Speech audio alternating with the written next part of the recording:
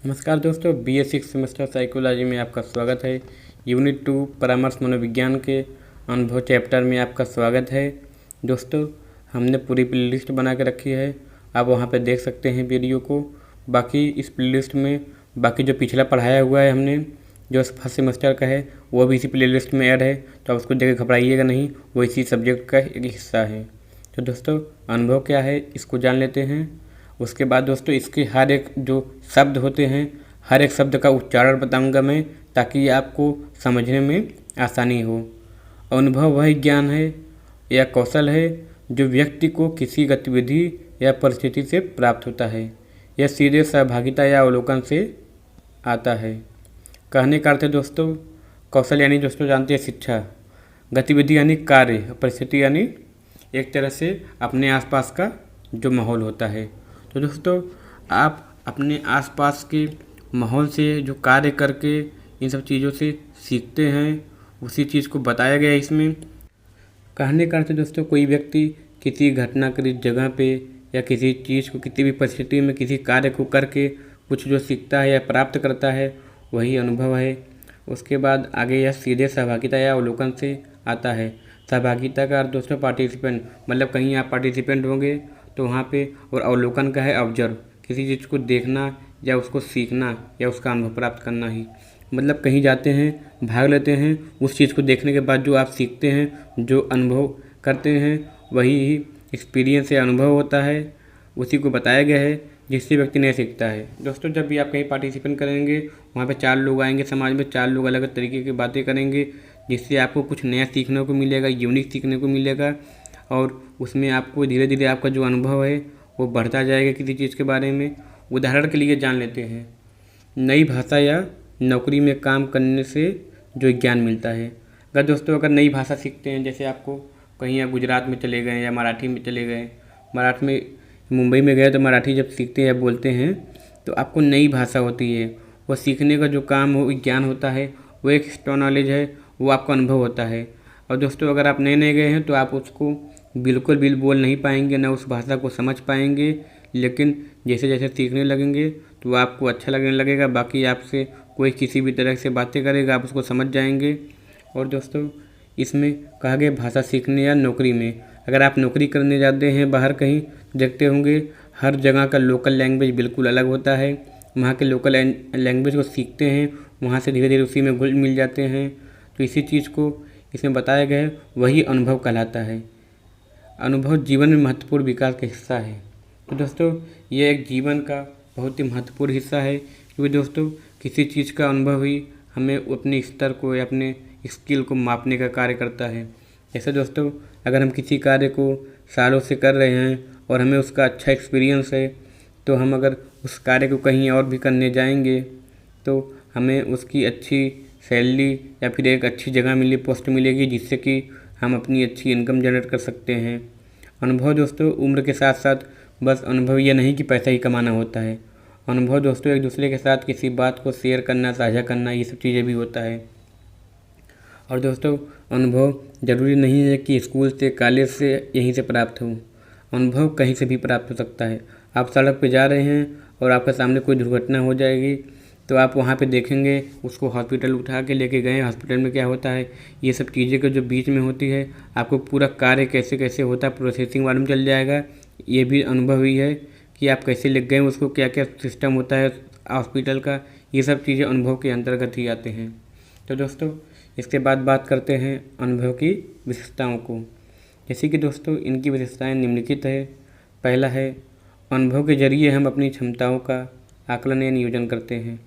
दोस्तों, कहने का अर्थ है, जब अनुभव हमारे पास रहेगा, इसके दोस्तों अपनी जो क्षमता, हमने हमारे अंदर जो क्षमता है किसी चीज़ की नॉलेज है, उस चीज़ को उसको मापते हैं और उसका प्रदर्शित करते हैं। इसी चीज़ को इसमें बताया गया है। और दूसरा है दोस्तों, अनुभव से ही ज़िंदगी की वास्तविक समझ पैदा होती है।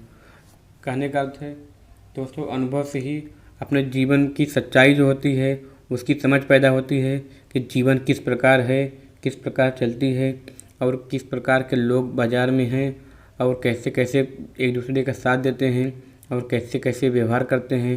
जैसे अगर आपका दिन अच्छा होगा और समय अच्छा होगा, पैसा होगा, तो आपको लोग पूछेंगे, और अगर आपकी स्थिति खराब होगी, आप दिक्कत में होंगे, परेशानी में होंगे, तो लोग आपसे दूर भागेंगे। ये सब दोस्तों एक्सपीरियंस है।